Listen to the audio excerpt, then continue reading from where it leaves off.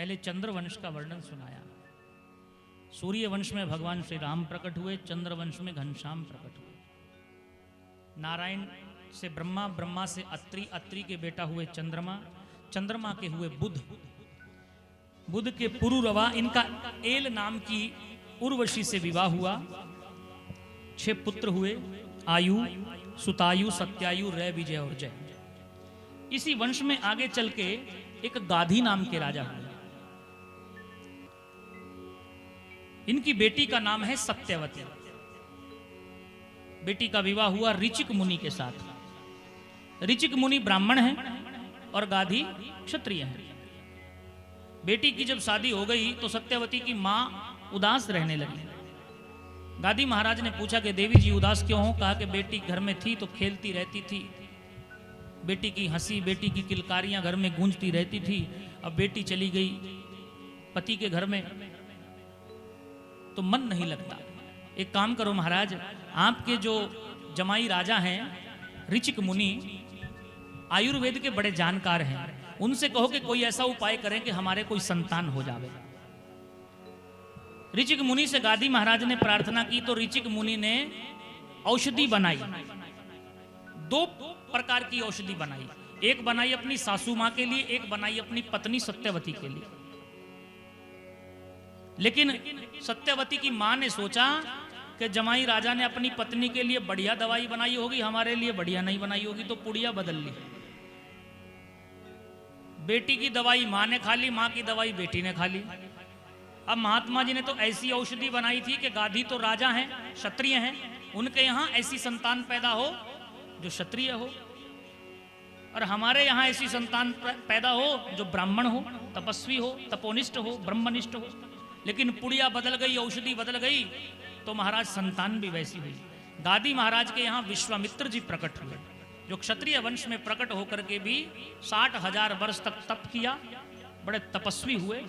और ऋचिक मुनि के यहाँ जमदग्नि जी प्रकट हुए। जमदग्नि जी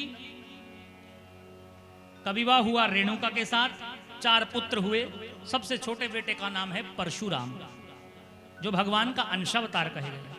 बोलिए परशुराम भगवान की। परशुराम जी पिता के इतने आज्ञाकारी थे कि पिता की आज्ञा मान करके मां और भाई को भी मार दिया। बाद में पिताजी से कह करके दोनों को जीवित भी करवा दिया। ये जो जमदग्नि महात्मा हैं, इनके पास एक गौ माता थी, कामधेनु गाय, हजारों आती थी भी आजा में, उसी गाय से सबका सत्कार सेवा हो सकती थी। परशुराम जी ने सहस्त्रार्जुन राजा को मार दिया, फरसे से काट काट कर गोविंदाय नमो नमः। तो जमदग्नि ने कहा कि बेटा तुमने बुरा काम किया, इसलिए 4 धामों की यात्रा करो। परशुराम जी 4 धाम की यात्रा पर गए और सहस्त्रार्जुन के बेटों ने राजा जमदग्नि को मार दिया, जमदग्नि पंडित जी को मार दिया। परशुराम जी को बड़ा क्रोध आया, प्रण लिया कि क्षत्रियों को 21 बार पृथ्वी से मिटा दूंगा, क्षत्रियहीन कर दूंगा, और उन्होंने किया भी। ऐसे महाप्रतापी भगवान श्री परशुराम। बोलिए परशुराम भगवान की। फिर विश्वामित्र जी के वंश में आगे चल के नहुष नाम के राजा हुए। इनके 6 बेटा हुए, यति, ययाति, संयति, आयति, व्यति और कृति। जो ययाति नाम के राजा हैं, इनका विवाह हुआ शुक्राचार्य जी की बेटी देवयानी के साथ। देवयानी की एक सहेली थी शर्मिष्ठा। एक बार गलती से उसने देवयानी के वस्त्र पहन लिए, उसको दासी बनाकर अपने साथ ले गए। ययाति राजा ने, शर्मिष्ठा दिखने में बड़ी सुंदर थी, उसको भी पत्नी बना लिया, विवाह कर लिया।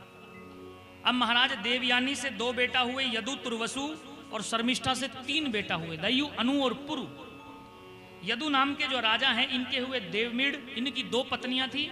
एक से हुए अर्जन्य पर्जन्य और दूसरी से हुए सूरसेन। सूरसेन के हुए वसुदेव जी और अर्जन्य के हुए नंद बाबा, नवनंद।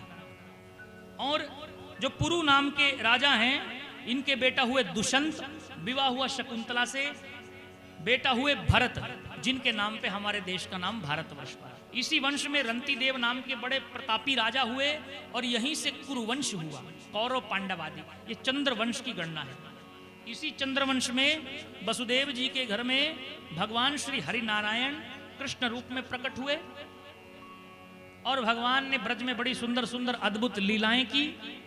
लीलाएं करके द्वारिका के राजा बने, रुक्मणी सत्यभाम आदि से विवाह किया और अंत में सारे यदुकुल का संहार करवा करके परम धाम को लौट गए। बोलिए भक्त वत्सल भगवान की।